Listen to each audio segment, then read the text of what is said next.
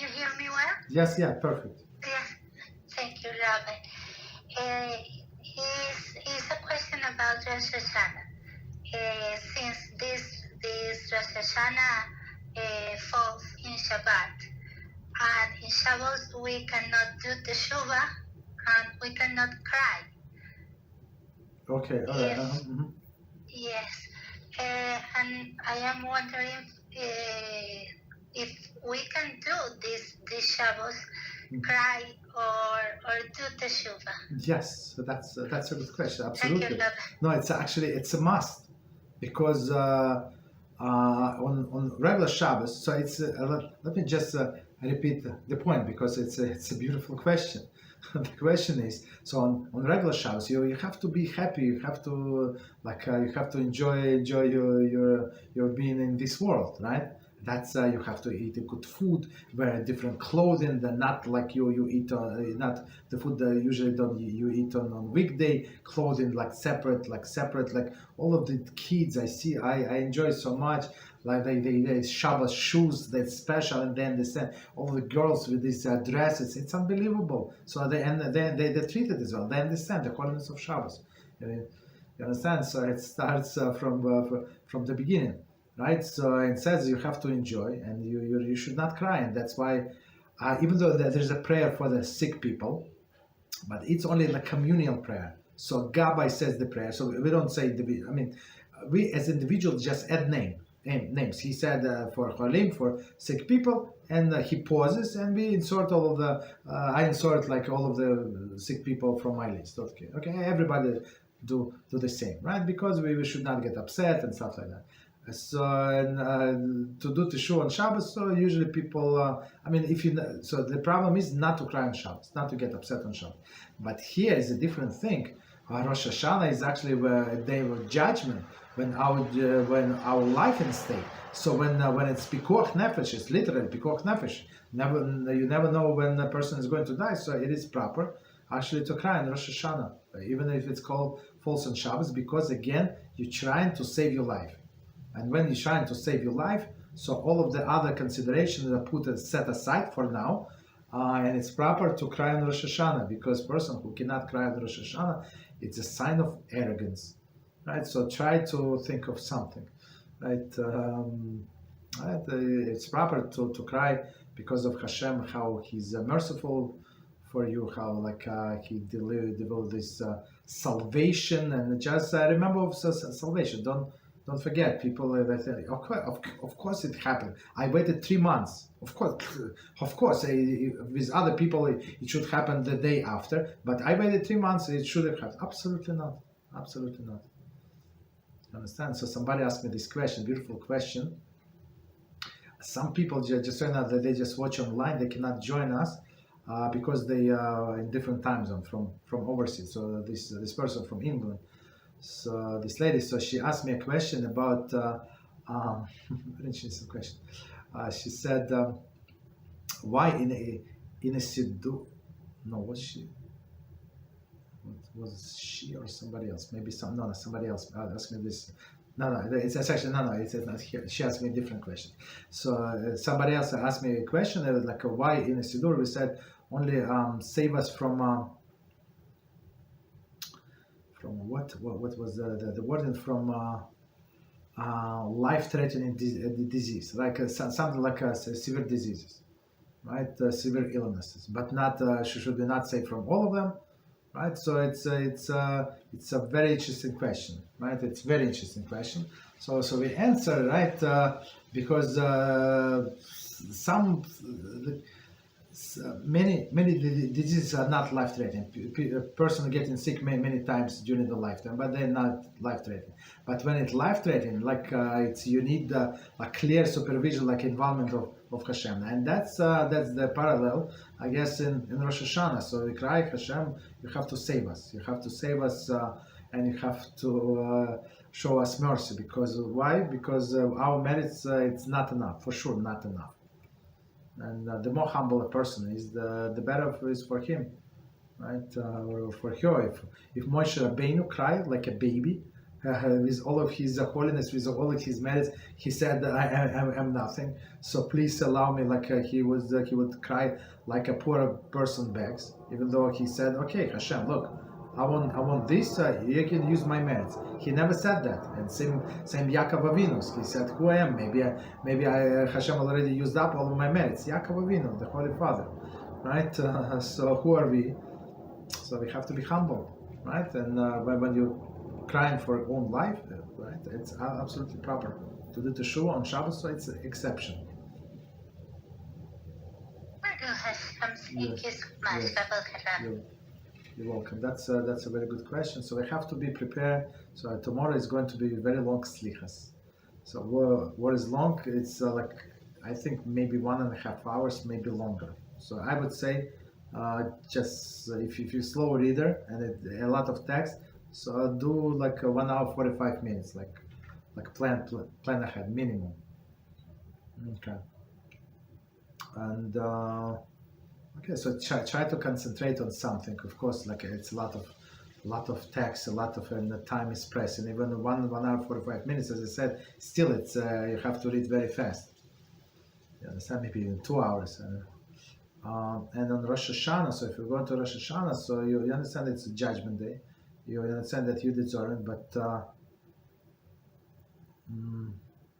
I'm not sure if I said this story in this class, but I said it this morning in a different class. So I want to repeat the story because I think it's very appropriate. So it was said by Rabbi Wallerstein. Maybe I said it, but it's worth it to repeat. We have new people. So Rabbi Wallerstein Zatzal said this story during coronavirus. They had to daven outside. So in a place where I daven, it's a huge place. It's a huge place. So there was no problem with separation.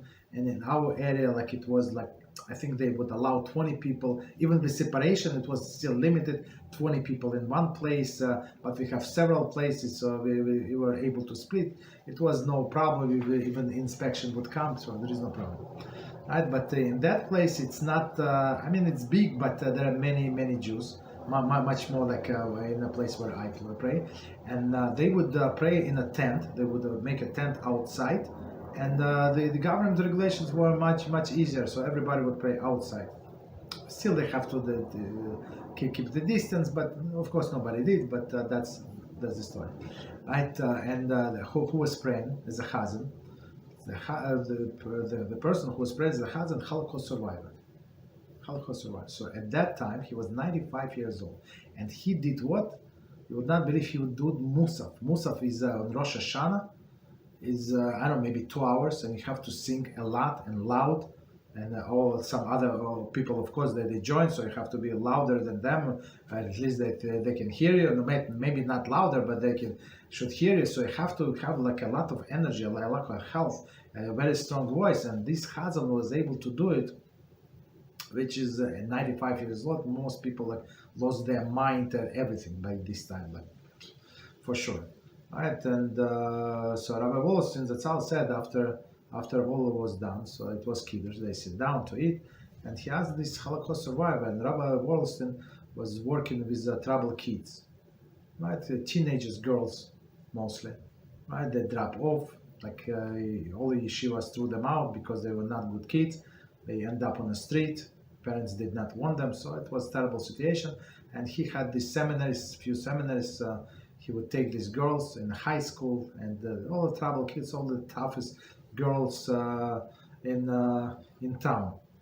You understand? So it was he was doing a lot, and plus he was helping other girls like with narcotics, all right, or like they trying to get rid of this alcoholics, all of these terrible problems, right? And many of them did not have any self-esteem. They went through abuse, sexual abuse, all of this not easy life on all of these kids. And he was trying to find, and some of them were angry at HaShem, whatever it means, right? Angry at Jewish people and at Torah and HaShem, right? So, and he was trying to give them hizuk. So he said, so I asked this Holocaust survivor, he said, please tell me, how could you survive going through concentration camps?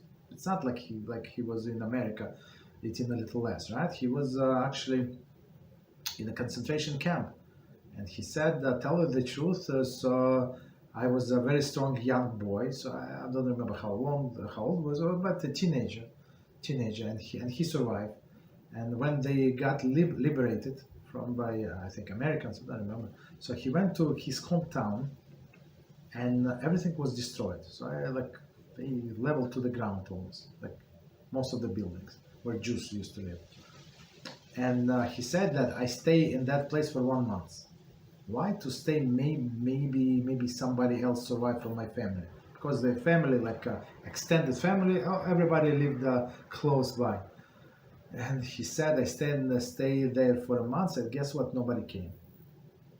Nobody came. So basically nobody survived, most likely. And he said that when I realized that, so I have only one question to HaShem. And this Rabbi Watson said, okay, he said, look, you please tell me the truth, because I need it for constructive purpose. So even if you were upset with HaShem, you are cursing HaShem, Chas v'shalom, this and that. So I understand going through this. I understand. Just tell me how you went out. My point is, you were in such a deep depression. How you went out of it? And now you're kosher person, right? You're down 95 years old. You lead in the prayer in this religious community. How is it possible?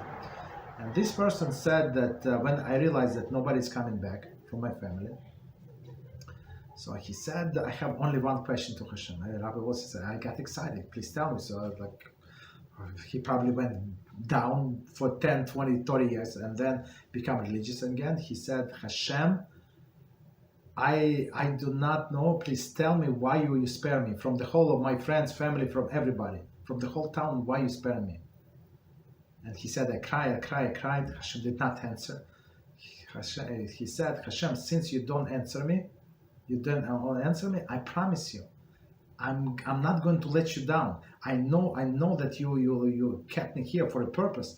And after 120 years, I'm going to come to the big court of Shamayim, and you're not going to be you're not going to be ashamed of me.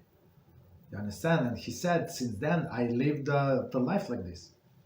So, and I think we have to keep the story, like think about the story, right? And he said, I'm 95 years old. I have these sons, daughters, all of this great grandson, children, all of this extended family, Baruch Hashem. So that's what we have to keep in our mind. So about 120 years, all these details are going to pass. But what Hashem is going to ask us, did we live up to the best possible way we could, like according to our potential?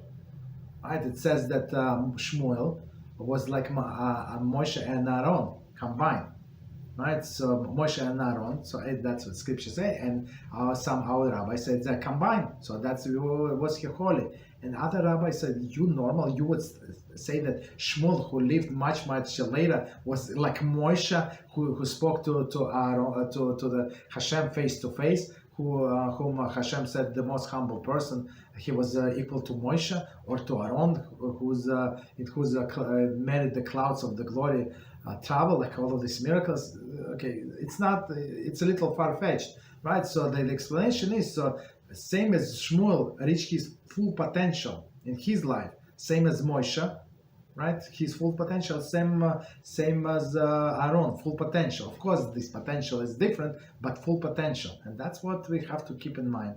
And we have to daven in on this Rosh HaShanah. So Hashem open up our minds. You understand? So we take everything that extra that stops us from being close to Hashem and just throw to the garbage. You understand? And say and pray, Hashem, do whatever you need to do, just so I can be close to you. That's it. I don't want to give you details. I don't want to give you conditions. I don't want to give you rules. Just tell me what is good. Like, just show me. So I know the way. Whatever is good for me to be close to you. Whatever the way. Whatever is good for you is good for me. That's what we pray on Rosh HaShanah. Amen. Thank you so much, Kabbalah. What a beautiful story of Emunah and Bitachon that we need so much.